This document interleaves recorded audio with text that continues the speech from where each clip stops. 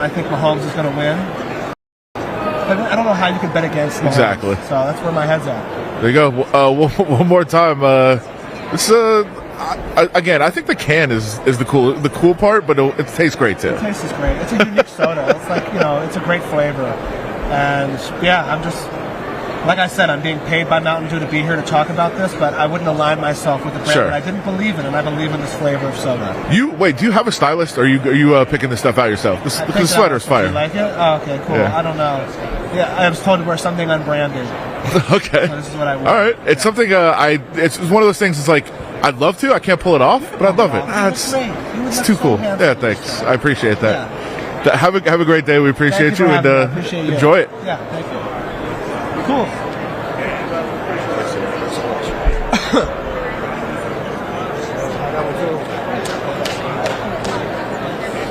All right, we're still here at Radio Row with the Las Vegas Review-Journal. Good times here as guys are just walking around. We've seen a lot of celebrities, a lot of big guests, a lot of actors and entertainers, and especially the football players that have been around. Rob Gronkowski was just walking through. All the big outlets are here. If you kind of look around the room and you see some of the big tents and things back there. Pat McAfee show is here, and I will point out for those here in Vegas that Pat McAfee and one of his, I don't know how to describe them, sidekicks, producers, people that work on the show, were out at the Golden Knights game last night. And Ty Schmidt, who's one of those guys, rang the rally siren, and he is in full uniform on the show today. He's got the helmet, the stick. He's ready to go. I know the Knights have had a lot of injuries. I don't think he's actually going to play for the team, but he looks like he's ready to actually step on the ice if he would have had to do so. So that was one thing that we saw earlier today. But as you walk around, you see people like Dan Marino was just walking by. Max Crosby, of course, was walking by earlier. Oh, the Jabberwockies are here. I'm trying to communicate for who's behind me. Yeah, they're right behind us actually, and they're having a good time as we're live here. And I don't think they're going to say anything that they shouldn't say, fortunately, because they don't speak. They are saying hello. You can't just put them on the spot like that.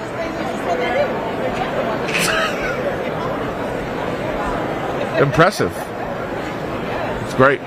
Actually saw the show not long ago. It was a very, very entertaining show with the Jabberwockies. So, that's what the beauty of Radio Row is, to be out here just to check it out. And like you said, so many of the athletes are here. As I was just getting into the fact that Max Crosby was hanging out all around here a little bit. He walked over and did a show right here, then zipped right by us. He had, I think, like 37 interviews in about 50 minutes. So I don't know how he pulled that off, but that was impressive. A couple other Raiders coming up with us in just a couple minutes. Isaiah Pola-Mao, I believe, is going to sit down with us. DeAndre Carter a little bit later on. Dalton Kincaid, former Faith Lutheran star, who was a rookie with the Buffalo Bills this year. He'll be joining us in a little bit as well. Trying to see if we can spot anybody just walking by. But most people are, I think, sitting down and doing interviews right now as we're in here. Earlier on, Dana White, you can check that interview out. We posted that video. He came over and sat down, and that's kind of just to kind of go behind the scenes a little bit of how it works. It was just like a lot of moving pieces. I think he had 4 interviews that he was doing today, and didn't really have a whole lot of time to do it, so we weren't sure he was going to be able to do it. And then he just kind of walked over to our table and sat down and started talking with us, which was a fun experience for sure as we were kind of sitting here. And I know Leonard Ellerbe and Romero were about to join us. I think they walked by a moment ago and kind of lost track of where they were. But you see all kinds of people. Seth Rollins was right behind us, who I was learning is a WWE champion, but there's 2 champions in WWE.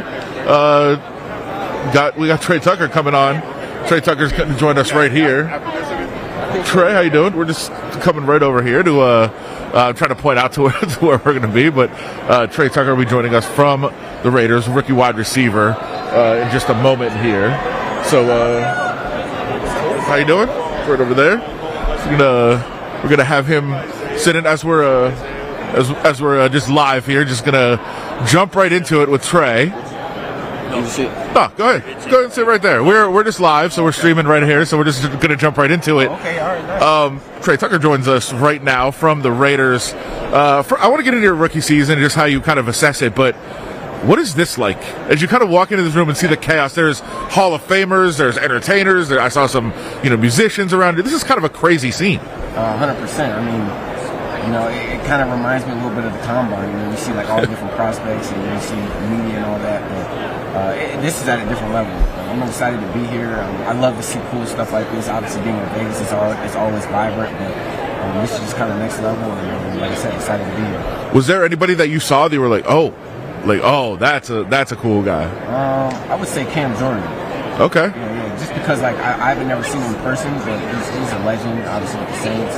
Yeah, Cam Newton was walking around earlier too. That was pretty cool. Yeah, that was cool. I don't know if you've heard this guy Max Crosby. He was kind of popular. Earlier as he was walking around. Yeah, I've heard. I think you've seen that guy. Yeah. It's just so many cool things. You just never know who's going to come around. Lil Dicky was just sitting down with us a minute ago. That was kind of fun. We talked a lot with him about what's going on here. So I do want to get into your season as a rookie. Obviously, you bring a dimension that the team was really lacking in terms of your speed. How did you feel that you were able to kind of utilize your skill set this year so far? And what did you learn about this season that you're going to be able to take into next year? I would just say, being able to play all different spots, outside, inside. I think obviously in college I played a lot in the slot, but I could play outside. I didn't really need to or have to. But I think that's kind of the thing that people are really noticing, you know what I mean? To be able to take the top off your outside, inside, and me, Tay, and Jacoby, we're all moving around different spots. It's kind of like we always say, where's Waldo?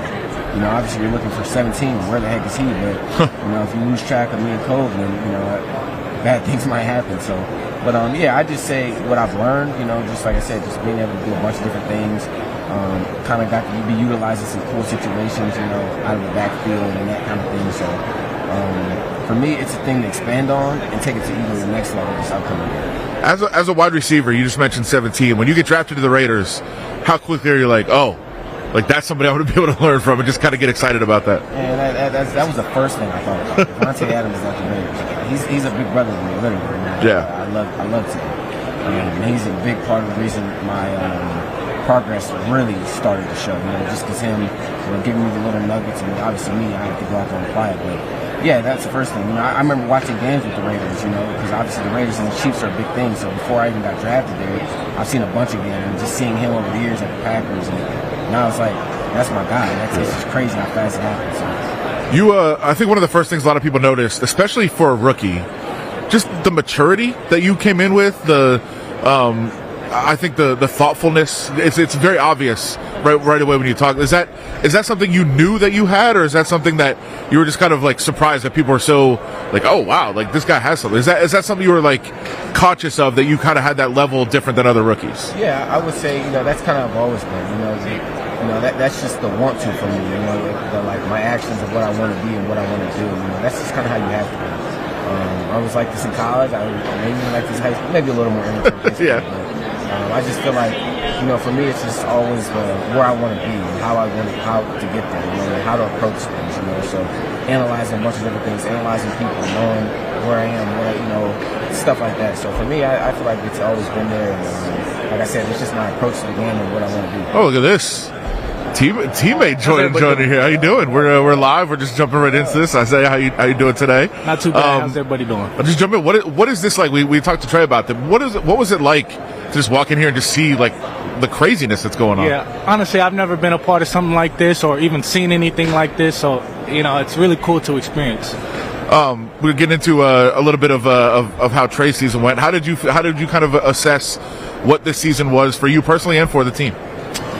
Personally, I was just glad that I was able to do my job and, help where I was able to help at. So, as a team, I feel like we left off more positively than we did the year before. So, it's something to look forward to, and it's something, I feel like everybody saw as well. So, Well, want to get both your thoughts, obviously, on, Antonio Pierce takes over midseason.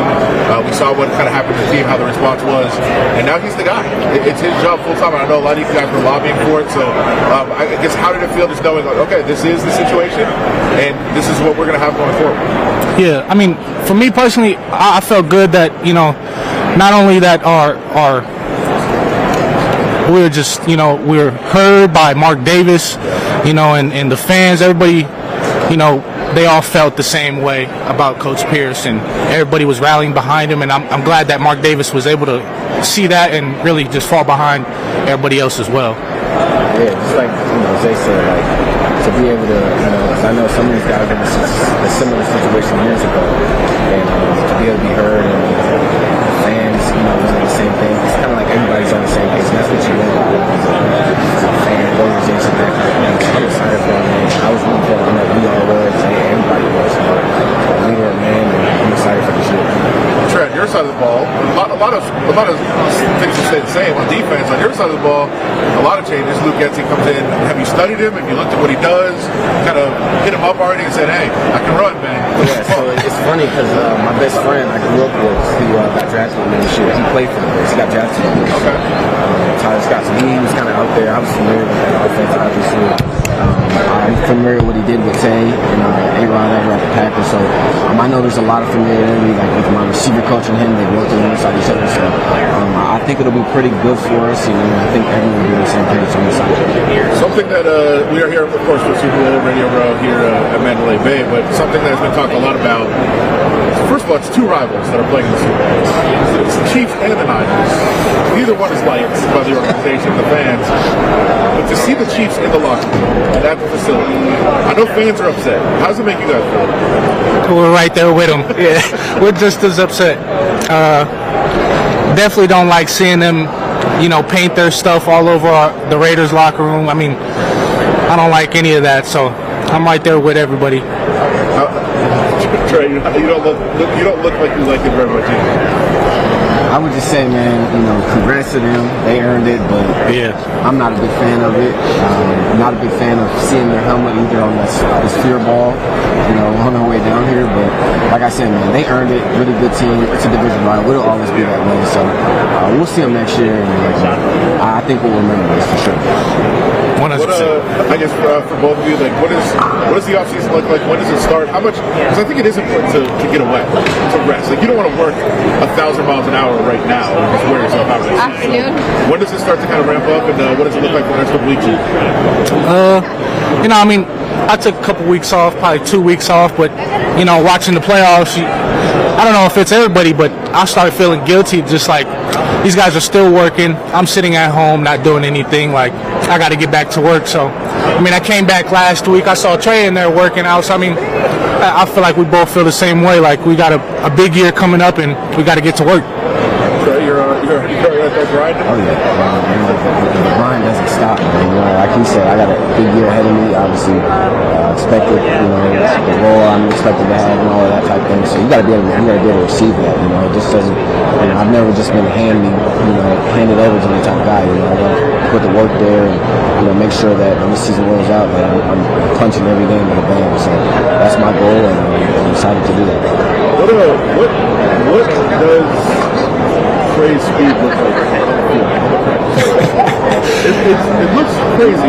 Yeah, you damn near just got to turn around and run. Like, it was funny because I was playing scout team for a little bit, a couple weeks there, and every time I line up against him, I just turn and talk about help. Like, somebody help me over here, like. But it's serious work over there. Y'all see it all the time. Like, he can run for sure. So Super Bowl week, what do you guys have plans here? You going out of town? You gonna watch the game? Are you gonna go? How are you gonna treat this? I'm definitely not going. I don't want to watch that. The most I can hope for is a good game to watch. At the end of the day, I still respect good players and I respect good football. So I'm hoping that's what it is, a good football game. That's what he said. I won't be going to the game, but like I said, congrats to the Chiefs and the 49ers. Both of those, we practiced against the 49ers and we played against the Chiefs twice. Obviously, nothing but respect for them, and all that. So I'm excited to see the game, like I said, because I'm familiar with both of the teams. But other than that, I mean, I'm just be chilling. Obviously, I saw Zay yesterday and I see him today, so that's just kind of what it is, man. It's still enjoying this moment because the Super Bowl's in Las Vegas. Like that's just that doesn't come around. We don't know when the next time they'll be here. So enjoying what you enjoy to your capacity, what you like to do. So I know for me, I should chill and I'll watch the game. And after that, I went back up to work. So. Yes, sir. You kind of hit on it a little bit already with the answers, but how motivating is it to see the game in your building and to say, okay, like we need to be a part of this, like at some point. Like we won't be here next season, but we need to be a part of the Super Bowl. Yeah, I mean, I think that's part of every competitor's drive. I mean, watching something that you could be a part of one day. I mean, yeah, it's got to be motivating. I mean, I hope so at least. Yeah, it's extremely motivating, especially when you see who's in there. You know what I mean? Like that just shows like the league is you have to be consistent. The Chiefs are consistent. You know what I mean? We went over there to their place and won, but like that shows that anybody has the ability if you want it, but you have to be consistent with it. So I think it'll be motivating to us, obviously, especially if they win. You know what I mean? Because that was the end of our season, and we felt like we were a pretty good team during that time. So it'll be motivating to us, and we know be able to see this experience here, especially in our stadium, that like no one wants to sit at home anymore. You want to be playing this week. So I'll let you guys get out of here. But what's the lesser of the evils? You don't want either one to win a Super Bowl on your field. What's the lesser of the evils? That's a tough one, honestly. That's a tough one. I don't think I can answer that one. Yeah. That's a tough one. I can't. You don't want the Chiefs to win because they're in your division, but it is your division. You definitely don't want the Niners to win. I just can't do it, honestly. I can't. I don't even know, man. Hope for like a 4 overtime tie? Yeah. I'm cool with that. Something like that. I'm cool with that. You guys are great. Thank you guys for stopping by with us and enjoy it. Like, the rest of your day just kind of crazy, walking around here talking to everyone. Yeah, that's exactly what's going on. Nah, I didn't do that one yet. Oh, yeah? You're on there? Yeah, that's good. Cool guy. Yeah, wow, big stuff. Cool guy, right? Yeah, man. Look at him, blowing up. No, that's cool though. Appreciate you guys. Thank you so much, and we'll see you soon. Yes, sir. Thank you, guys. Thank you, everybody.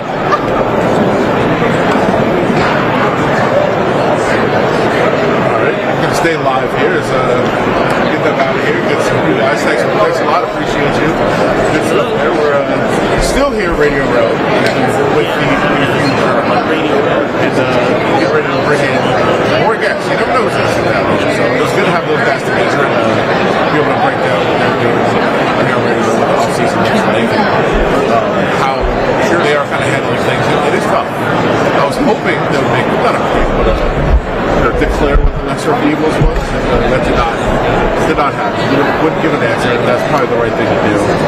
But everybody asks, so you have some answer ready. In this case, it's a difficult one. I'm trying to look around and see who else I will see walking around. I saw Donovan McNabb over there in the corner.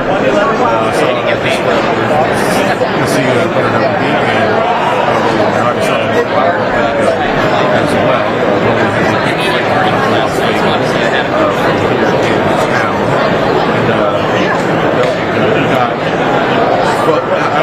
I thought it was great.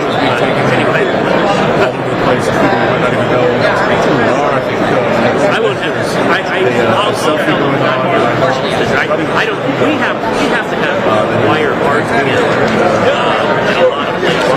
So I'll just say, I'll be don't go after one. Quarterback. It's cool to see all the athletes and players. Oh, okay. I'll tell them to look for one of those. Okay, I'll tell them to look for one of those because I'm sure we have some interest.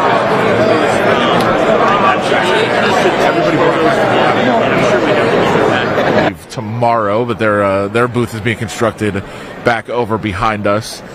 So there's a lot going on. There's a guy right here live streaming some sort of blog, and you might hear him as he walks by us and narrates what is happening. Close to 200 media outlets in this room right here. So in this room behind us, there's also behind the camera a whole bunch of that as well that is going on. And I just saw, anytime you see like 5 or 6 people with cameras or with phones following somebody around and filming them, you know that's somebody that's important. The bigger the entourage, the more important the person. I think some guys just have extra people with them just for the sake of looking more important. That's always a fascinating thing to watch as well, as people walk around here in the room. We saw people promoting products. They were bringing around the giant hats, obviously different things that people have made, and they're trying to push their wares. There's some comedians I think that are just kind of get started, and it's a good way to come out here, offer their services as a guest, tell some funny jokes, and try to get booked on different shows as well. It's really intriguing, some of the things that go on here. Just to go a little bit more behind the scenes, there's a lot of people that you'll see are holding sheets and looking at them. That is mostly guest bookers and producers and everybody kind of trying to negotiate.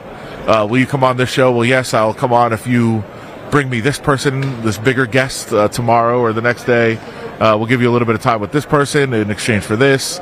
All those sorts of things are going on, and then everybody just has these papers in their hand and trying to say, okay, we'll have a 12:15, have a 12:25, and then nobody's ever on time anyway. So it's wild how some of that works with all the detailed scheduling that goes on for days and days, and it doesn't even really add up in the end. But controlled, organized chaos is generally what happens here on Radio Row. I was starting to say earlier, I think when Trey sat down, I don't think I finished the thought. It was Shannon Sharp walking by back over in the corner. I was starting to say a little bit ago about Seth Rollins being here, and it's funny when there's, and that is of course one of the I'm not sure exactly how it breaks down. I'm not the biggest wrestling fan, but I do know that when there's Leonard, Ellerbe, and Romero about to sit down with us here on the show in just a second. Rolly, how you doing? We're actually live, so we're just going to jump right into it as soon as you sit down.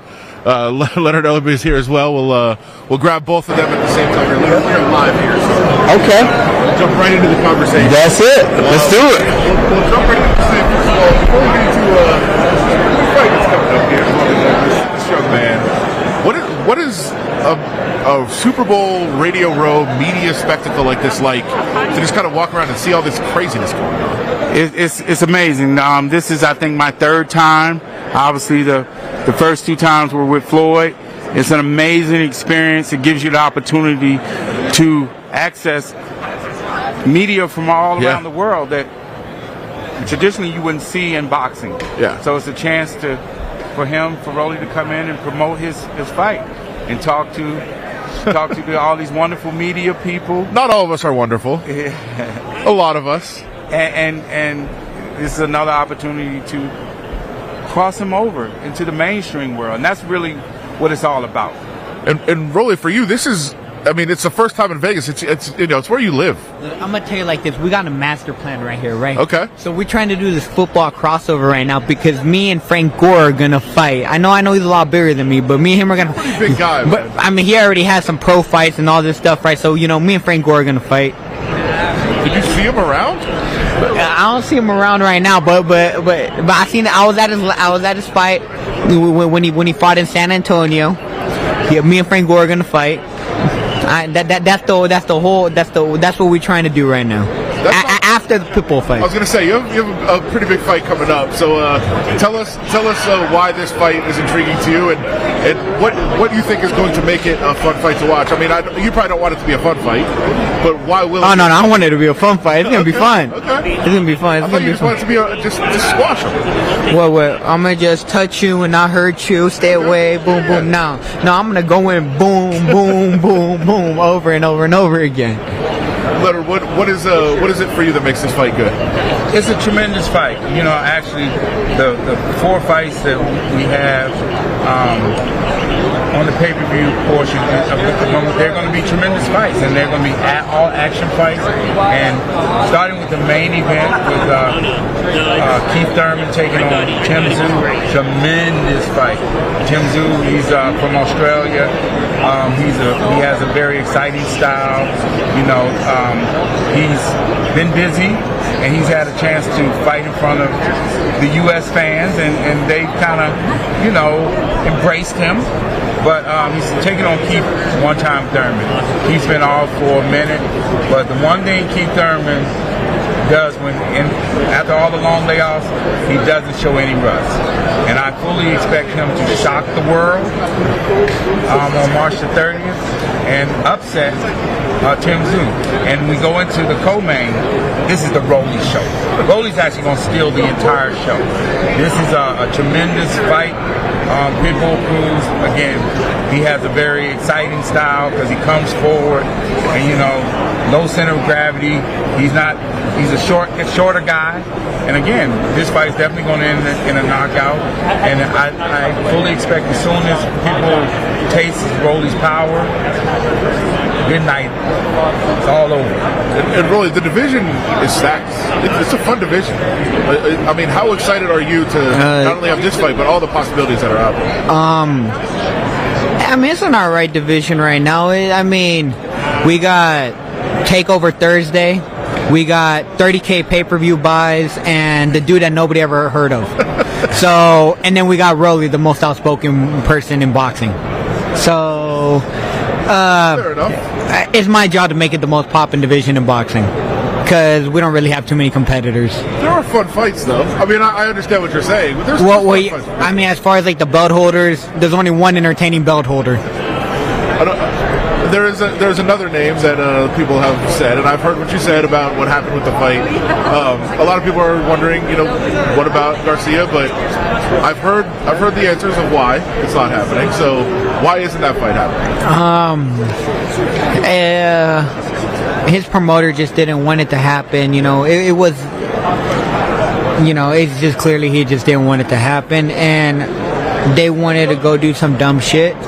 And I told him, fuck you, and I decided to go fight Pitbull Cruz. And I decided to make a dynamic fight for you guys anyways. There you go. Leonard, what does Amazon's entrance into boxing mean for the sport? It's huge. Anytime you have close to 200 million people that you have access to, 200 million homes. Again, it's the biggest platform in the entire world, and boxing is hot right now. And what better opportunity for Rolly to come out on Amazon Prime and introduce himself to all the new fans that we're going to bring into the sport. Again, I'm really excited. This is just the first of many big-time fights that we're going to have on the platform. But on March the 30th, it's the Rolly show. There you go. Really, do you feel the pressure to be entertaining in that? Like when you're winning fights, do you feel like you have to be entertaining in a fight, or do you just want to win? I mean, I'm just naturally entertaining, so I don't even gotta try. It's just, I mean, when you watch it's just my personality, It's just the way I am, I don't do anything to do it. It's just me, It's just the way I am, and I don't know. I just feel like if you have to try to do it, then it's not you, and it don't come off right. For sure. Well, Leonard, it's I know that you enjoy watching sports and putting some bets down on sports in general, above just boxing. So, any thoughts on the game this week in terms of who's covering? The Niners. I love the Niners. And Rolly. Gang, Niner gang. That's it. There you all go. All day. There you go. I feel like that's the sharp side, right? A lot of public is rolling with the Chiefs, just saying Mahomes can't lose, can't bet against Mahomes, and the sharp guys seem to be on the Niners. Yeah, I mean, the Niners, both teams are excellent teams, and they've had some tremendous wins in the playoffs. But I think the Niners are just going to be a tad bit much for them come Sunday. Really, where's the Niners' advantage in this game? I'm not sure. It's everywhere? Everywhere. I was out one night downtown Las Vegas. I saw you shadow boxing with Circa owner Derek Stevens. Yeah, you were there that day? I was there with Derek, yeah. Oh shoot! Yeah, no, Derek is supportive of me. Yeah. Derek's a really funny dude. He really like he a vibe. I ain't gonna lie, he a vibe. He always having a good time. So I know Frank Gore's bigger than you. Derek's bigger than you too. You're not stepping in the ring with him though. No, not with Derek. Not with Derek. Again, we started with talking about Vegas and the scene. Super Bowl being in Vegas, it seems like it's going to be here a lot in the future. That's got to be an exciting thing to just think of how much can happen in the sports world. We are the sports capital of the world now, and you're a part of that. And the entertainment capital. We've always been the entertainment capital. Now we're the sports capital. All we're missing is a basketball team now. It's coming. That's coming. Yeah, I know. That's what I'm saying. So you're a big part of it. We appreciate it. March 30th. March 30th. Card coming up. Everybody check it out. It's going to be great. And as Leonard was talking about, Amazon's interest in the boxing is going to be a game changer, I think, for a lot of people. Yeah, we want all the fans in the Las Vegas area, get behind Romero. Again, he lives here in Las Vegas, and he supports the city, and we want everyone to get behind him, rally behind him. Tune in March the 30th. Again, it's going to be a huge event, top to bottom, an exciting card. Awesome. You got to realize there's only 2 world champions in Vegas history from Las Vegas. And it's me and Ishai Smith. That's true. There you go. And like I said, man, I'm born and raised in downtown Vegas, and I lived here my whole life, and I mean, everyone in Vegas knows who I am, so I can't really. I was going to let you guys get away, but I do want to follow up on that. Just why is it important for you to rep the hometown in that way? I mean, my hometown, shoot. You got to have love from your hometown, Yeah. And that's when you're a big star. When your hometown loves you, I mean, that's a blessing on its own, Yeah, for sure. Appreciate it. You guys have a lot of people to talk to today. We appreciate a few minutes with us and enjoy it. Y saluda a todos los mexicanos y ven ahí a venir a la pelea con yo y Pipo Cruz, que va a ser una pelea de fuego. I'm gonna just agree. Yeah, agree with that. That's great. Thank you guys. Appreciate it. Thank you. Good seeing you. Good job. Good stuff there for sure.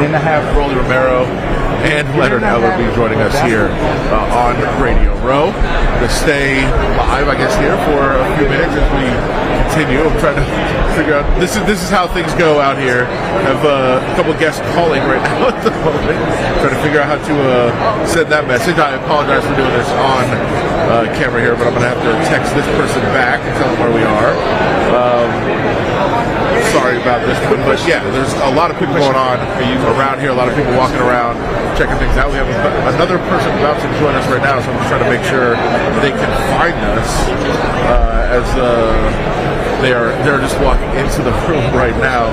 But actually hand my phone off to somebody. Can you tell them where we are?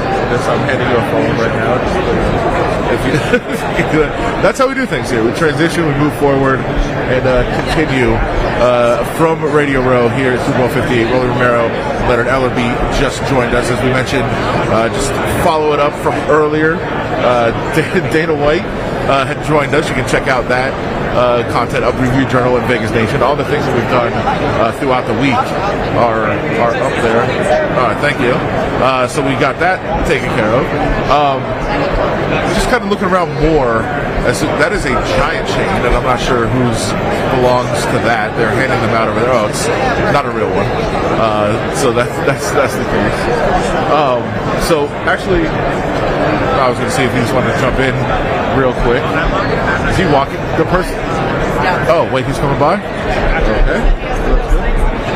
Okay. So Andre James, Raiders center, will be coming over in just a minute. We'll talk to him, get his thoughts on what's going on with the Raiders in the offseason, the offensive coordinator situation that they just named Luke Getsy, and getting Antonio Pierce full-time status as the head coach. I know a lot of players were outspoken about it, and it's good to hear kind of what their thoughts are, and in general, just kind of going forward. on that situation, because now the staff is coming together and now it's kind of becoming reality. There was so much kind of emotion that went into that. Now it's about, getting back to work and doing what you thought you would be able to do under Antonio Pierce and his new staff, Luke Getsy, at offensive coordinator. We heard from Trey Tucker, wide receiver, just a few minutes ago, and also Isaiah Pola-Mao, safety for the Raiders, who was out here as well. They did not seem happy with the Chiefs taking over their locker room, and with the Chiefs and the 49ers playing head-to-head, two of the rivals of the Raiders in this situation. We'll get into the game a little bit as we're sitting here waiting for Andre James. Chiefs remain a slight underdog with Patrick Mahomes at quarterback. This is their 4th Super Bowl appearance in 5 seasons, so they're used to it. They've been around. They know how to handle these situations. But I think one of the factors about the 49ers, who were the best team in the league all year, the favorites throughout the season to win the Super Bowl, one of the things that I think has helped them throughout this playoff run is that they have struggled a bit, that they have fallen behind in games, that they've found ways to rally and come back and kind of proven to themselves that they can do that. They don't have to dominate a game, and if they do fall behind, as much criticism as Brock Purdy has taken, they are able to just kind of buckle down and say, okay, we need to turn it around, get the job done. They can rally, they can come back, they can use their passing game to get back in games and to win them. And they don't need to be ahead and utilizing that run game in order to win games this season. Although the run defense has struggled, and I think that's one of the aspects of this as well. The Chiefs have been vulnerable lately, or excuse me, the 49ers have been vulnerable lately to the run. And a big part of that is the absence of Cleve Ferrell. Cleve Ferrell, former Raider first-round pick, I think was a very key piece of that 49ers defense for much of the season. Since he's been out, they have really struggled to stop the run, and I think it's been very noticeable. The problem here for the Chiefs trying to exploit that is that obviously they want to put the game on the arm of Patrick Mahomes. Patrick Mahomes, the most dynamic quarterback in the league, the best player in the league, a guy who time and time again has rallied this team. You want to put the ball in his hands, but the best way to beat the 49ers right now is by running the ball. So are they going to show that patience and that ability to just keep the ball on the ground in the hands of Isaiah Pacheco and try to win a game that way? Because that is probably their best path. I mean, although now you say that, it sounds silly, knowing that Patrick Mahomes is obviously always a great path to a victory. But can they stay disciplined with the run game to make the 49ers commit to coming up, and then try to take advantage of the pass later in the game when they're able to break down that the front of that defense? Because the way the 49ers have designed their defense, it's really to make you run the ball. They dare you to run the ball, they challenge you to run the ball, and they kind of let you run the ball a little bit instead of letting you pick up yards in big chunks.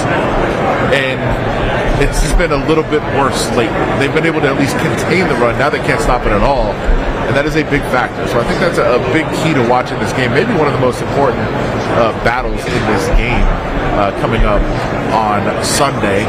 We have heard a lot of people that are on the side of the Chiefs. I think it's very difficult to make a pick in a Super Bowl that involves Patrick Mahomes and not pick him, especially as an underdog. We did just hear from Leonard Ellerbe, of course, one of the elite boxing promoters in the world, and somebody who I don't think I'm giving away any secrets. I think he's pretty open about it.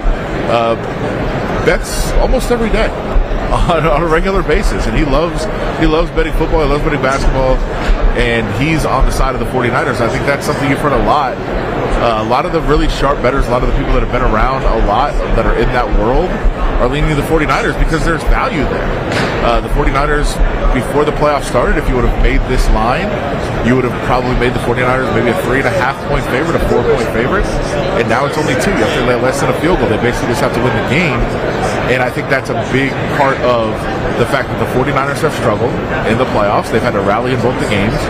The Chiefs have been far more battle-tested in terms of going on the road, winning at Buffalo, at Baltimore, after opening the playoffs with a home win over Miami. The first time they ever had to go on the road, they had to answer those challenges, and they did. And they were able to come through, for sure, in those situations. So that was, I think, a big part of what's going on with the Chiefs. But there's a lot of moving pieces there, for sure, and there's a lot of things that have to take place in these games. Looking around, trying to we're trying to book here on the fly, so that's kind of what's going on here. Is he walking over toward us?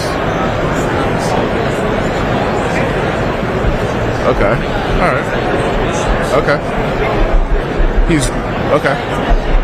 Sure. Yes. Probably be beneficial because people maybe don't necessarily want to just hear breakdowns of the games and what's going on. But yeah, well, Andre James, as I said, is hopefully coming over to talk to us pretty soon here. I'm trying to do this. This is how things go. We're trying to do some moving pieces here on the fly as we're trying to get set up. We have Stevie Johnson, former Buffalo Bill, former Charger as well. Oh, look, right here. We'll just talk to him right now. What's going on? First of all, we're live, so we're just jumping right into this. What's up? I say Stevie Johnson. I feel maybe as a post retirement, you're going Stevie Johnson. Same. Okay. Yeah. All right. I thought I don't want to get it right. Steven.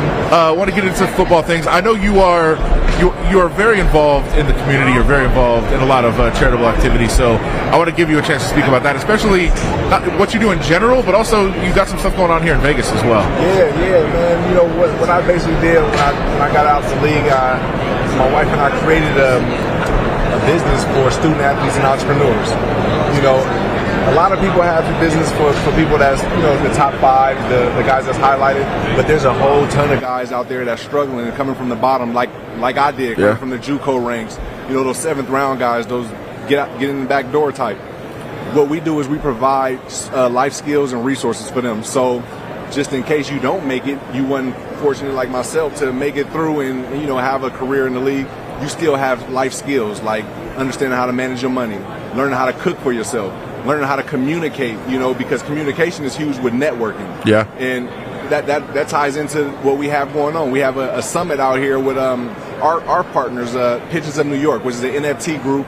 And what we did was we created a community where we provide for our community, you know, providing food for shelters. You know, we do a lot of different things, and it's more than sports. You know, and that's where we try to spark the mind. You know, more than sports. Not to be selfish, but one of the things you said there was about communication, and it stuck in my mind. Of there's a lot of guys that come into the league and they're players, and they're like, I get it. There's a weird relationship with media, but they're standoffish. They want to talk. They're even combative, and then their career's over. Like, oh, I want a media job. Like, hey, you can't. You have to learn how to do those things early. You can't just decide at the end. Absolutely. Yeah. And that's why what we do with our Exposure Academy is we expose all of these questions in these situations that you will eventually go get into. Yeah. You know, and like you said, like people think, like these young kids think, oh, I'm gonna be an entrepreneur. But then when they run into one issue, you know, you go down that rabbit hole of, oh, maybe I'm not good at it. Then you start flipping, you start doing this and doing that. Instead of just persevering and sticking through, having a goal, having a vision, and sticking through that. A lot of these kids nowadays with transfer portals, they get tied into that. You know, this went wrong, I'm leaving. Yeah. Some guys are great stories. Michael Penix, he transferred and went to the national championship. But there's hundreds of kids that transfer and you don't even hear from them no more. And half of those kids, they're not even strong enough in their own mind to like you said, when you get interviewed, they're being a certain way, just kind of standoffish, one answers. They're being influenced by others. Yeah. You know, they know better to speak and communicate, but they want to be influenced. You got to be strong enough to not be influenced by the outside. You know, and stick to your goal, stick to your script. So, yeah, it all ties in. Full disclosure, as we're having this conversation, you were one of my favorite players of all time, for sure. So this is very exciting for me. But one of the things I loved is how much fun you had as a player. Yes. And it doesn't happen much. And I know the league took it out. They legislated a lot of it out. But you can still have fun. Yeah. And I feel like not enough guys always do. Yeah, and hey, that's our business. We created is handle biz, have fun. You know, I feel like it was the perfect balance. At the time when I was doing it, I was watching T.O., Ocho, and Steve Smith have fun. I wanted to do the same thing. They handled their business, and now they having fun. I didn't realize you're getting fined thousands for having fun, for accomplishing. You got a couple fines, I remember some. It was wild, but at the same time, it was all worth it because I know I wasn't doing anything negative, and I was just providing entertainment for an entertaining game. Yeah, and you know, we talk about like having fun. You said you weren't being negative. You did target celebrations to teams and to players. Yeah. There was a lot of thought that went into that. How much time did you actually spend thinking about that stuff? Well, not a lot of. Actually, it's not a lot of thought. It's just, hey, okay, so Jets, Sure, Plexico is kind of a memorable one. Yeah, that happened. He was okay. He came back and he made money. He was making touchdowns. So I wanted to entertain it. It wasn't that if he wasn't able to play or make money, sure. I never would do it. So I feel like, if I remember correctly, I think you did like a Revolutionary War celebration against the Patriots. That's some thoughtful. That is like next level thought that goes into it. It wasn't even none of that. It was just I was talking to my teammate on the sideline about a play, what we was going to do, and then they scored a touchdown. And when they scored, the Minutemen shoot the rifles off, and it scared me. Okay. So I was like, okay, nah, they not gonna scare me. So when I get in the end zone, I'm gonna do something. I'm gonna do something, and that happened like right on the spot. So that's just good. Having fun, yeah. It was having fun. It seems like you're still having fun too. Yeah. Life's just fun. Got to. And it's not perfect. It's not perfect. And like what we do, we travel around. I get to meet kids, get to meet athletes from all ranks. We create children's books, so. We got games here. We got a red zone football game, which is all inclusive. So like we are having fun, but at the same time, it's work. There's still a lot of work that goes into being able to provide these different things for the communities. And I know you were doing some coaching as well. I mean, how important is that to kind of pass along the game to the next generation? Very. That's my passion. But not only coaching on the field. That's why we evolved into Exposure Academy, which is our mini symposiums. We want to teach more than sports. Like I said, I had 8 years in the league, and now I got a whole another 20 plus to live outside the league. So I want to be able to teach the skills that my wife taught me, that partners that I ran through on my road to make it into the league. I want to provide all that for the next generations and for all. Everything I do is all inclusive. You did mention the transfer portal earlier, and I know you went to junior college, then to Kentucky, which, by the way, California to Kentucky is wild. I can get into that in a second. Tayshaun Prince. Really? That was the role model? That was the vision. A guy from California playing in Kentucky. You can do that? Okay. Oh, okay. I want to do that then, And you mentioned kind of the adversity kids face, and it's like, I'm out of here. Yeah. I really, really want to love the transfer portal because I like the power in the hands of the players. Yeah. And I think that's important for players to have a choice in their future instead of blocking them and not letting them play. But at the same time, I think you're right in that it is teaching them, hey, look, if you have a problem, just go. Right. So there's got to be a balance somewhere. Yeah, and you have to know yourself. That's where the balance is. You got to know yourself, and if you don't know yourself, you got to have a good community around you. My only community. So when I was in Kentucky, I didn't play my first year as much. I wanted to transfer to a lower school so I can play and have fun. But my community around me told me to stay put. My community is my wife. She's right behind me.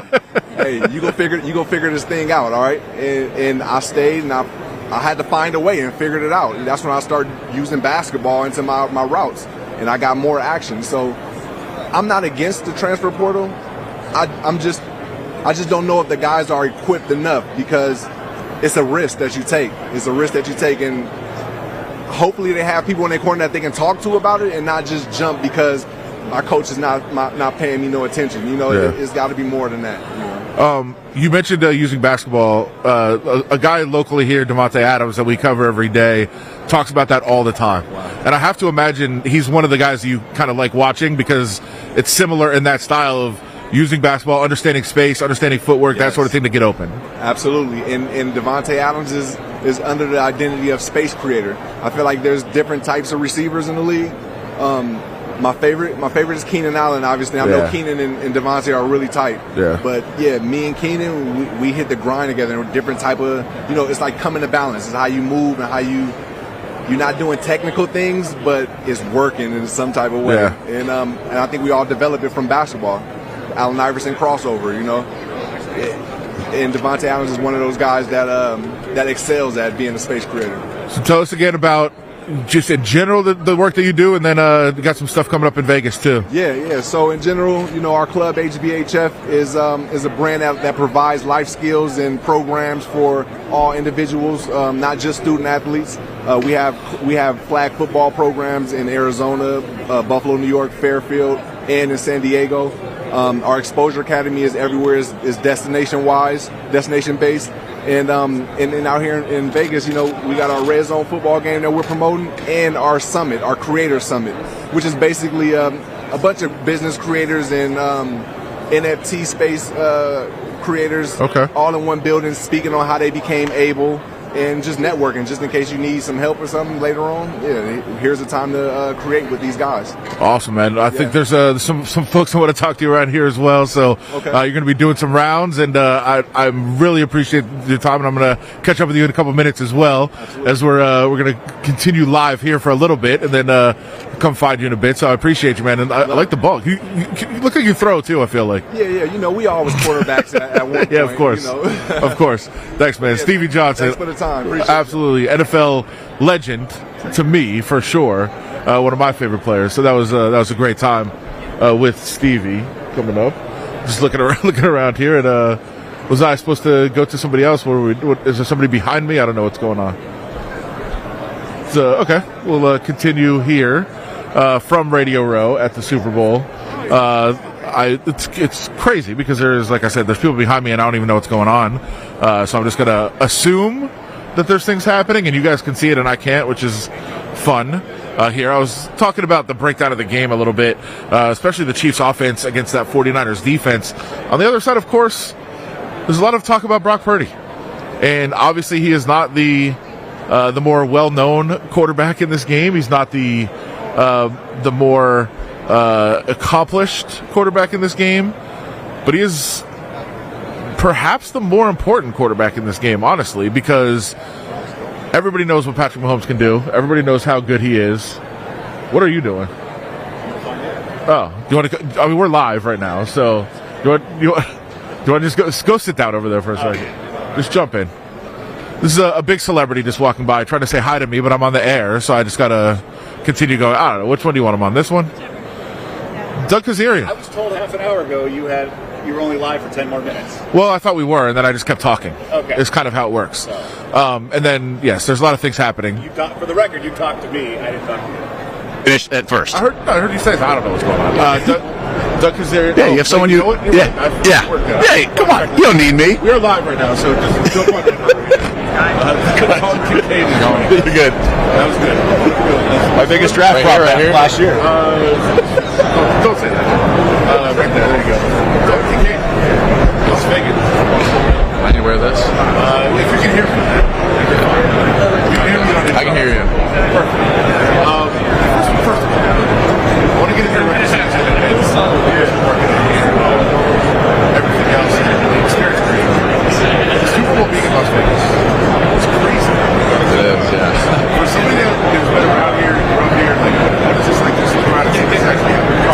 I mean, you see the stadium going up the last couple of years or so, and it doesn't really become a reality until it is. So, you know, I've always said Vegas is a sports town. I can't root for the Raiders now, but it's pretty cool just to see all these teams come here and have success and just get the sport of the city. You're here this week, obviously, Radio Row and making the rounds. What are you doing with the PG? I'm actually here for their second annual table tennis game, so very excited to be here. It will be streamed live on Overtime Season's YouTube tonight at 8 p.m. Eastern, so you can tune in. But in preparation for P&G Battle of the Paddles, P&G and Lowe's are teaming together. Through April, you can receive $10 off by spending $50 or more on products like Bounty, Charmin, Swiffer, and Tide. So you can visit Lowe's.com for more of that. But very excited to compete in the ping pong table tennis tournament tonight, and looking forward to it. I dabble with it. You know, it's not my best thing, but I'm a very competitive person, so I feel like my competitive nature might take me further than expected. I feel like that's a yes. Usually when people say, I don't know, I'm okay, that's a yes. You're pretty good. Like, we'll see tonight, I guess. You're a threat? I think so. I'd say I'd be like a wild card out there. Okay. I think you probably expected to be playing this week based on how you guys were performing at the end of the year. I guess how disappointing is it that your season ended the way it did and that you're not able to participate in this game in your hometown? You know, that's the only reason I see you really play the game is to reach the Super Bowl and win the Super Bowl. So really, the way I look at it is it's not a success unless you get here and you win it all. So it's disappointing, but I mean, you got to look towards next year and kind of building off this year and all the good things. So looking forward to next year. Wish I would have been able to play in my hometown for it, but unfortunate that wasn't able. Yeah, this is, of course, Dalton Kincaid, tight end from the Buffalo Bills, coming off a very, very successful rookie season, and it feels like you really hit your stride the second half. I mean, did you feel like you did you turn a corner? Did something just click? How'd that go? I think it's just experience, being out there and, having valuable game experience. You can't really replicate that in any other way besides being out there. So I think once you really got that experience and had some confidence and realized, you could compete at this level, you didn't really have to think as much. It was just more going out there and doing. I'm not trying to get you to talk trash about Buffalo. My entire family is from Hamburg, which is right near where you guys play. But it's got to be a culture shock to go from Vegas, and then you're in college, and up in Utah. You're in San Diego too, but Utah and then Buffalo it's a different world. Oh, absolutely. I don't know if it was much of a shock. It was more pleasantly surprising. Really? Going out there and just experiencing the seasons. The only knock I have is, in growing up in Vegas, there's food everywhere, any point of the day, and that's not the reality in Buffalo. There is some good spots out there, but you can't, go get food at 11 o'clock from here. It's not even food, though. I visited my family on the East Coast, and I was around my dad, and it was like 12:30 at night, and I said, I'm gonna go run to the store real quick. And he was like, what store? It's closed. What are you talking about? Nothing's open. That is a wild, to me, that's a wild change of lifestyle. I kind of had it a little bit going away to college. That's true. Yeah. But there'd be some places that were open, but in Buffalo, everything closed. Yeah. You go to the games and you look across, you see a new stadium being built. There's a new stadium here in Vegas. Are you kind of looking forward to? I mean, look, the stadium has a lot of history. It's very cool up in Orchard Park, but to have that excitement of what's coming ahead for the Bills? Oh, absolutely. It's weird, seeing it go up because it's 5-6 years ago when I saw the same thing, driving to school. So before you know it, it'll be there and it'll be up and you'll be playing in it, but it does take some time for it to get there. So I'm looking forward to it. It'll be awesome that it's all new, but I'm also happy that I got to play in this stadium with all the history and Highmark and what it is. It's pretty cool to play there. When we were there for the Raiders game against the Bills, somebody fell in, I believe. Yeah. That was a wild story. I think it's happened a couple more times since. I don't endorse this by any means, but people were calling it the sacrificial pit and all of this, and stay out of the pit is what my message would be. But yeah, for some reason they had all those people going in there. So I'll talk one more time about what is going on with P&G and why you're here, and then just one more question for you after that. But what do you got going on with this, and how can people check it out? Again, just tuning in tonight. I believe you could go watch it live. It's at the Luxor, maybe. Sure. But on Overtime Season's YouTube channel, starting at 8 p.m. Eastern Time, and there will be some intense competitive table tennis being played. And we'll just close it out with how excited are you to get to I mean, obviously you need a little break. You can't go 100 miles an hour all the time, but how excited are you to get back to work? And they say the biggest step is between first and second season. Do you kind of look forward to that happening? Oh, absolutely. Just not really getting complacent or happy or satisfied with this year and everything and thinking you arrived. So definitely looking forward to getting better and bigger, faster, stronger for next year. Awesome. Thanks, man. Keep representing Vegas. Follow your career out here for sure. Appreciate you, and good luck. I feel like you're better than you're saying at ping pong, so hopefully we'll see you come through in that. We'll find out tonight, but yeah, love the 702. Thanks, man. We appreciate it. Dalton Kincaid. We'll stay live here from Radio Row here at the Super Bowl. Oh, okay. Well, I thought is Andre over there or no? Somewhere? Okay. All right. Well, we can. Oh, sure. Good. We'll actually be joined here by our Vinny Bonsignor, who's been around, hanging out Radio Row and all around festivities this week. How is? There you go.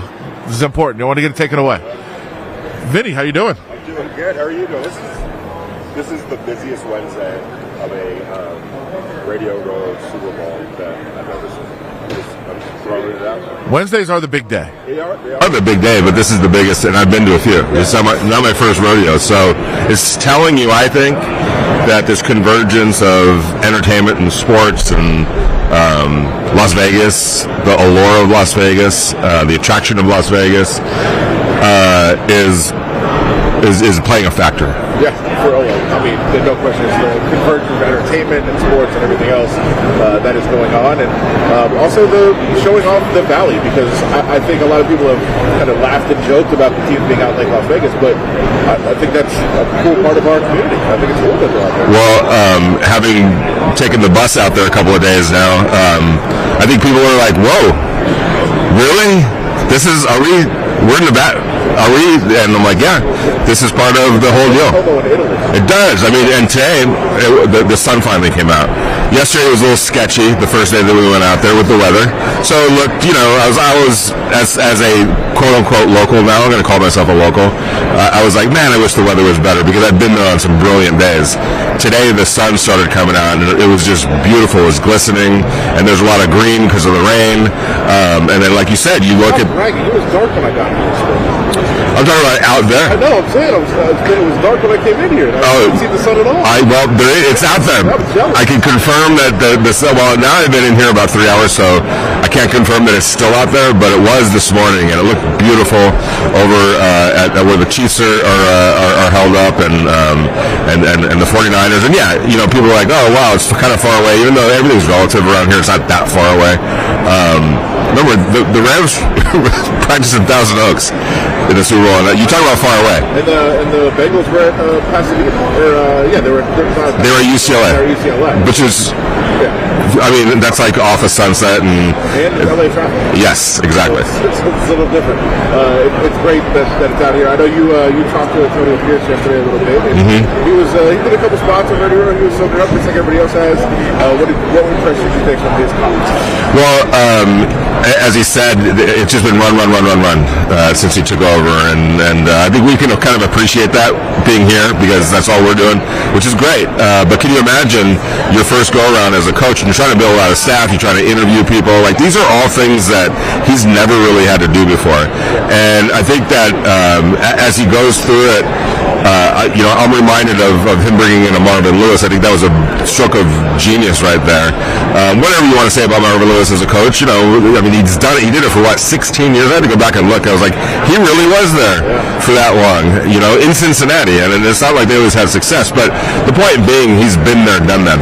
There's nothing that he hasn't seen. And we're talking about hiring coaches, interviewing coaches, doing all of that, setting up your OTA program, going through free agency, reverse engineering your roster, looking at that to decide who do we really want to keep, who do we want to move on from. All these things that, as a player, number one, you never even thought of. And then as an assistant coach, which he was only an assistant coach, this is literally his second offseason as an NFL coach. His first season as a coach was last year. And so when you're the inside linebacker, or when you're the linebacker coach, Justin Jefferson, you might know him, walking over there. When you're an assistant coach, you're gonna take a look at somebody from the scouting department will hand you a bunch of tape of some linebackers in the NFL that might be free agents, or some college guys. Hey, break down this guy. We're looking at him. What do you think? That's all. I mean, that's busy enough. But now imagine doing the whole thing. And so to have somebody like a Marvin Lewis, who can kind of be that whisperer to him, I think is going to be beneficial. Yeah, for sure. Well, you just mentioned Justin Jefferson is here. Who is your favorite person that you've seen today that maybe was unexpected? To be honest with you, Dana White. I've never talked to him before. I had a chance to talk to him a little bit. So, I'm so kind of knee deep with the football, and a lot of these guys we've obviously already seen. But to see, basically, icon. That's a. Can I use that word with Dana White? I think pioneer, icon. I'll let you get back to it, but I think it's always the non-football people. True. That are kind of the most jarring, might be the word, or whatever it is, where they stand out. Like, oh, this is what we expect to see football people. So, like as you said, Justin Jefferson's here, Puka Nakua's here, all these Justin Fields, which you see a little bit ago. Like, you see all these people, and you're like, oh yeah, okay, that makes sense. But then you see something that's not. Like I've actually started to say this like 3 times, and somebody sat down and joined us all 3 times. But like Seth Rollins was like the biggest star here this morning. There you go. Who's a wrestler that I know nothing about. Right. But people were just flocking over. Oh, that's always pretty cool too when you see like this sea of, or this like this massive people, like 15 people around somebody moving like a bunch of ants, and you're like, who's that? And in the middle of it is, like you said, Seth, who I'm not a big wrestling fan, so doesn't move my needle, but he does for others. And I'll tell you a funny story. I was covering the NBA Finals back in the early 2000s, and I was in the it was halftime in the press room at Staples Center, and I'm kind of, how it was a tight deadline, so I'm kind of working on my first half running. And who walks right past me, stops, and says, "Hey, is the restroom over here?" And I turn and look, it's Prince. I had to take a moment. So when and then the only reason I bring it up is that you'll have a couple of those moments in a setting like this where you're like, well, that's Jay-Z or whatever. I mean, you'll see that level of people here. That was the LA Super Bowl. Jay-Z does all the production. He produces all of them. Yeah. Or no, it's Dr. Dre. Dr. Dre too. Yeah, Jay-Z, yeah. But yeah, so I mean, those entertainers like Usher will be here tomorrow, I believe. So. He's gonna be in here, yeah. That'll be interesting. What's always interesting about that too, because what Adam's talking about is that the halftime performer does this whole big press conference, and is very well attended every year. And you have this cross convergence of sports reporters who are in there getting photos for their daughters and sons and stuff like that, basically. Come on. And then you have all the People magazine and all the people that actually work in that world, and we're all kind of mixed together in there, and it's just like this. We do the same thing, it's just a different subject, and sometimes a little bit of a different feel too. Yeah, and I should have said earlier when you talked about Dana White, he was with us earlier. Yes. Not to, I will promote it because I don't think he did a whole lot while he was here. I know he went over and talked to McAfee and I believe one other spot, but check out the Dana White interview that he did with us a little bit ago up at Review Journal Vegas Nation. Yeah, absolutely.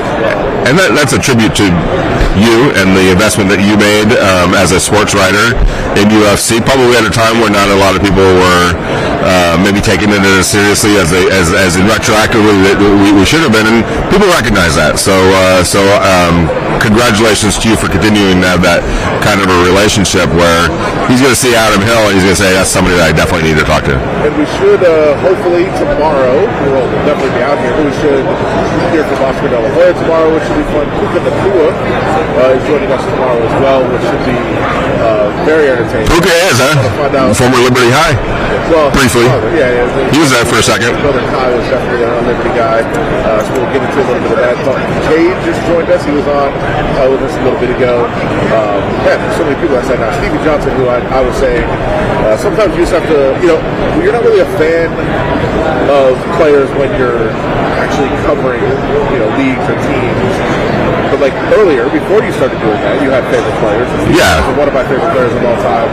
Saw him, kind of walking by. We had to grab him, of course. So that was fun, and all those interviews. And actually, yesterday, I should also point out, we weren't live for much of the day, but we did have some fun conversations yesterday that were going on. With Heidi's doing she's doing the what's this? What's going on? If you guys are having a good conversation, by all means. Yeah. And I think we have another guest definitely in 10 minutes, so we'll see if you want to check out Sean Merriman. Lights out. Stay on live until him, or we'll start over, but we can do that. But yeah, I mean, conversation we had yesterday with some folks who came by, and earlier, actually, I should also point out Lil Dicky. We talked about the ending for now of his show Dave, which is a very popular program, and getting back into some music right now for a while. So I thought that was a fun conversation to listen to. But yesterday we heard from the head of the Super Bowl host committee, Sam Joffrey, and And that was pretty fun, and we gave them the number that was set by a sports book. You can't bet on this, but we asked one of the odds makers, what's the odds on number of Super Bowls in Las Vegas by the year 2040? By the year 24? 2040. 2040. The number that was set by the odds maker was 3.5. Okay. And Sam said he'd go over. I can definitely see the NFL accommodating that. Yes. So I propose there's only four cities in the rotation. Okay. This will be interesting. And he guessed them exactly. All right. Can I try? Yeah. Miami. Nope. LA. Nope. LA's out. No, they'll be in. Are we going Fantasyland or real? Are we talking real talk here? Real. Okay. Well, it's what I want. What you want? Okay, what you want. All right, this is what I think it'll. I'll just say my 4 that I think it'll be, and then you tell me what you're for. I'm gonna go Miami, Los Angeles, definitely New Orleans, Vegas, yes. And you're only going 4, huh? I said Miami, New Orleans, Vegas, Nashville will be in it too, yeah, but they're not going to first say. I mean, LA's getting another one. LA is already getting another one. If that tells you anything. Be over after that. That's Why? LA. Better there than Santa Clara. Yeah, they're not the mix. They're coming back and getting. They've already been given another one. My mix. Your mix. Those are the real mix. Okay, I didn't know if you're. Yeah. It sounds like 28, 29 are the next 2 that are going to be available. We haven't heard 27 yet, but Sam C can say it's done. What if Chicago gets a dome? No. I love Chicago, but no. I said no more cold. I said no more. I love Indianapolis. Indianapolis is one of my favorite cities to go to. No, they're out. Detroit, my hometown, out. No, they're not going to any of those. Detroit Super Bowl was fun. It was a great time. I thought it went really well, but no, they're out. Because the cold. Yeah, nobody wants that. And I know it's been raining here, but it's not going to be 55 by the time the game comes. Yeah. It's been fine. No, and by the way, even some southern cities, it's actually, I was surprised that he agreed.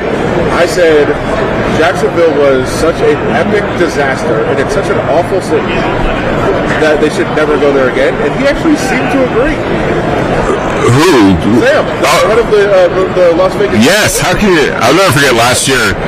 I was talking to Foster Burrow before the Raiders went to go to Jacksonville. He had never been to Jacksonville. I go, I guarantee you, when you're on the bus, whether it's from the airport to the hotel or the hotel to the stadium, at one point this thought will cross your head: why is there a team in Jacksonville? He's like, are you bagging on Jacksonville? I go, I'm not bagging on it. I'm just telling you that will be the reaction. And he agreed. So yeah. Also, I mean, look, there's small. It's not that it's small or anything like that. It's just what it is. Green Bay's a tiny town, but they should. Yeah. It's fun. It's tough to get there logistically. It's not a big city, but they draw plenty of fans, and it's such a fun vibe that it's cool. Actually, you know what? We were just talking about Kincaid again from Buffalo Bills. Buffalo has no right having a team either, but they support it. They're fans of it. They're grandfathered in. I don't mean the fans don't deserve it. The city doesn't. What I mean is it's not a big city. It's a small town relatively. There's not the corporate base there that there is in other places. There's no reason Buffalo should have an NFL team, but they deserve it. You bring up a really good point, and I've been asking people this quite a bit. All right, so Las Vegas was the most recent new frontier for the NFL, right? And it's going to be hard. I guess here's my 2 questions. Number 1, what's the next new frontier? What's the next new frontier? Is there a new frontier domestically? I was going to say no, it's London, but domestically, I don't think so. Right, and nobody because there's also going to be a Super Bowl run at the London Bears. Yeah, and I'm cool with that. I'm cool with that. That'll be decent. But I mean, yes, it's a big move for a city, and it's we didn't need it. Who, us? We will always argue about this. We didn't need the Super Bowl. None of these people will be here. I know you didn't need it, but it's great that it happened. Yeah, and what it is, and we talked to some casino bosses yesterday here, and you can go check that out. Jake Portigan from Westgate, Mike Palm from Circa and the downtown. And they kind of agreed to an extent. They said once it's Friday, it's actually going to be less than usual. But Monday, Tuesday, Wednesday, Thursday, that's when the city is not needed the Super Bowl, but that's where the real benefits come. Right. Because nobody would have been here Monday, Tuesday, Wednesday, Thursday. Friday, correct. They said 40 straight years completely sold out on Friday, Saturday, Sunday. Yeah. And it's going to be the same case again. But yeah, early in the week, people, coming here early, checking it out, the media being here, the folks being here. Also the attention that we're going to get as a city just from having so many people watch and say, oh, look how cool that city looks. Correct. I want to go visit there. Like, those are the benefits. And also, the massive parties, the corporate buyouts. Oh, yeah. Good for the employees locally. Absolutely. Those are definitely jobs. People come into town, it's going to be the same as always because... Except for that Monday to be Thursday. Right. But on the weekend, there literally cannot be more people. It was sold out. I love how people say this, the hidden little secret, and it's said so much that it's no longer a secret, but the hidden little secret is how many people actually leave any Super Bowl that they go to, like on a Friday or a Saturday. There's not a whole lot of people, I shouldn't say that, but relatively speaking, a whole bunch of people leave and don't ever go to the game. The work is done Monday through Friday on Radio Row for all the stuff that they're doing, and a lot of people, wherever we're talking about, hightail it out. Or wherever they live or whatever, but yeah, exactly. I know for sure last year that, being in Phoenix, Arizona, a lot of people, so many people we talked to on Friday were leaving. Where are you going? The game's on Sunday. I'm going to Vegas.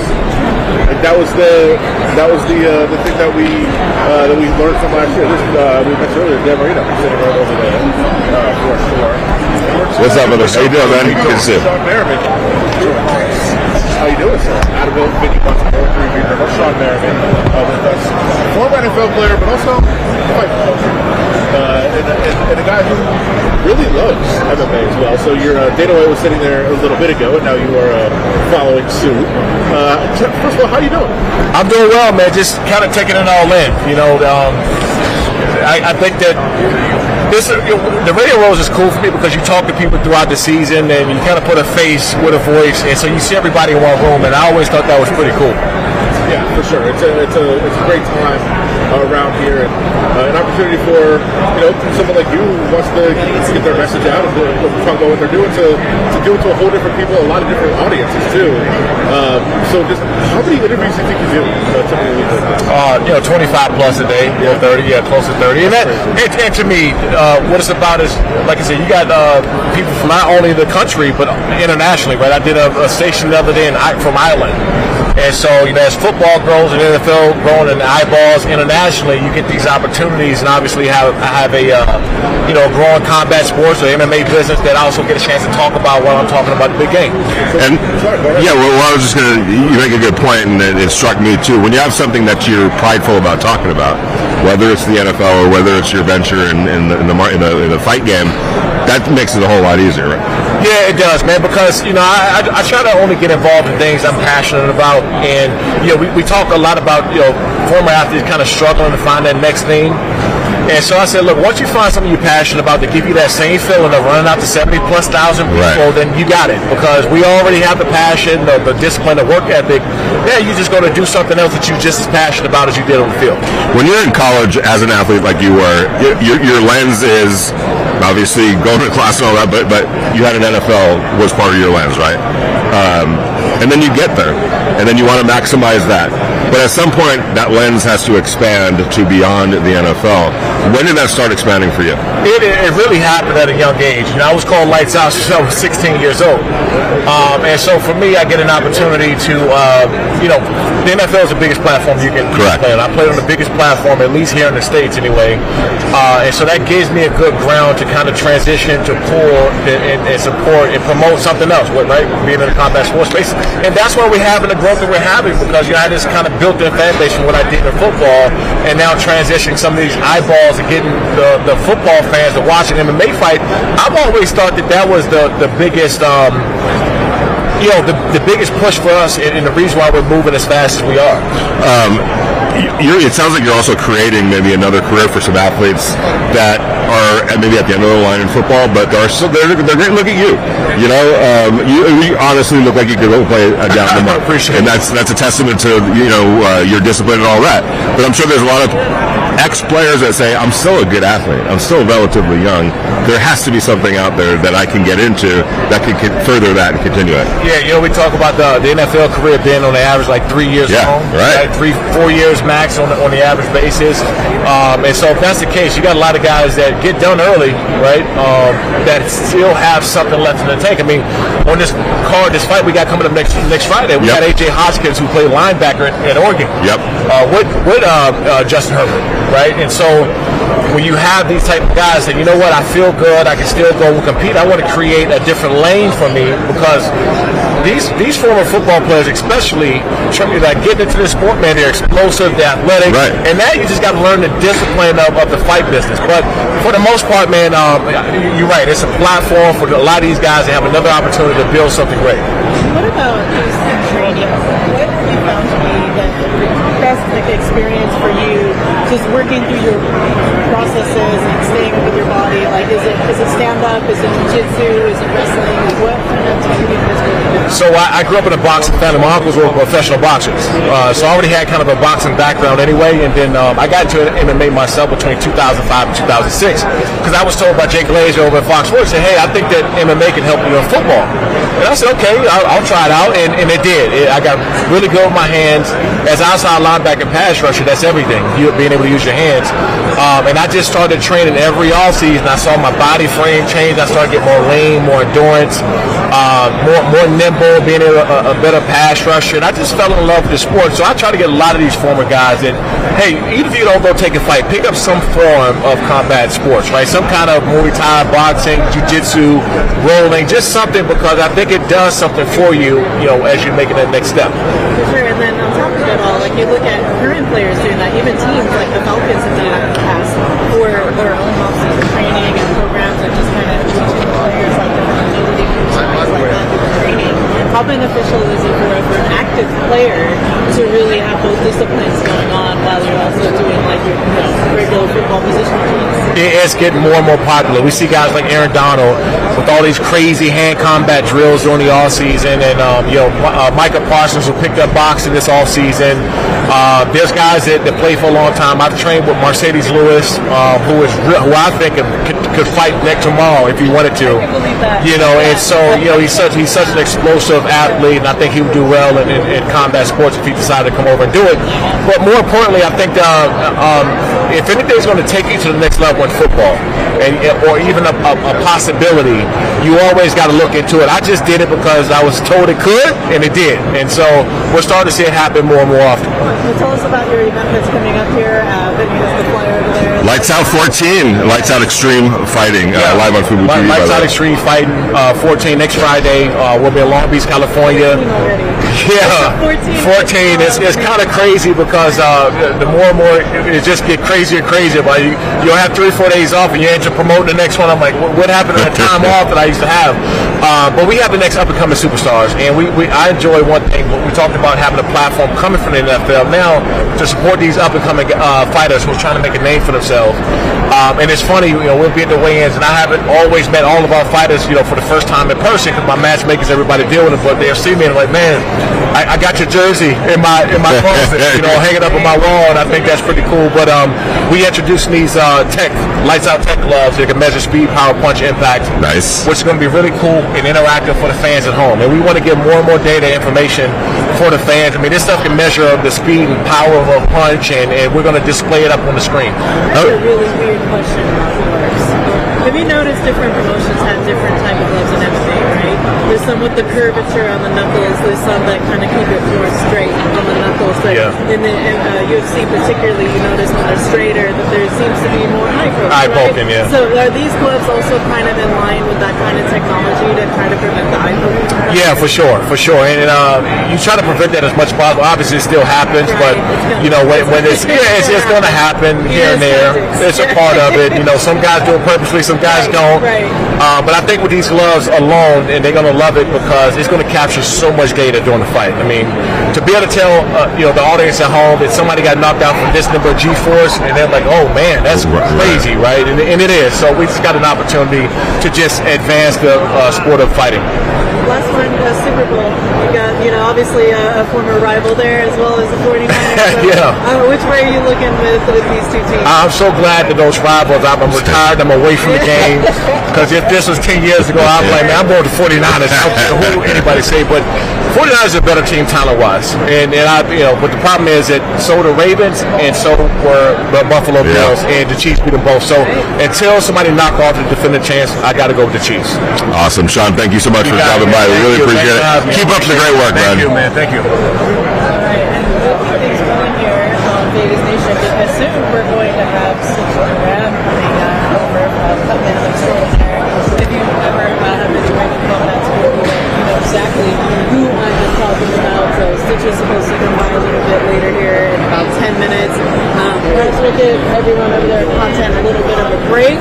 We'll step away for a moment and then we'll get back to live once we have our next round of guests. Also expected later today, DeAndre Carter. Still working on Andre James. He is now on the Raiders defensive line now, so we'll try to get as many of the silver and black out here as possible for Radio Row. Again, Vegas Nation live from Radio Row. Keep up with all of it on VegasNation.com. And of course, we're also going to have our best bets every day. So every day that we're here, we're going to wrap up with some of the great guests that we get with Vinny Bonsignor. We're going to have Station Casinos tomorrow for our betting segment as well.